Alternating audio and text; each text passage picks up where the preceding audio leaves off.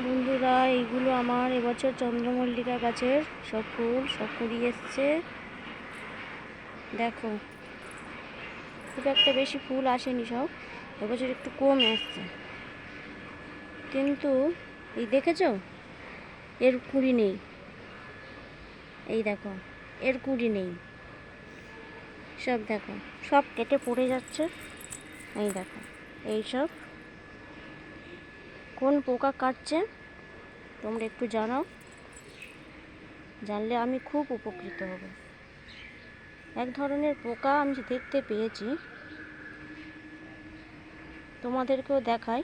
তোমরা প্লিজ বলো যে এই পোকার আমরা কি করতে পারি। দেখো, এই সেই পোকা।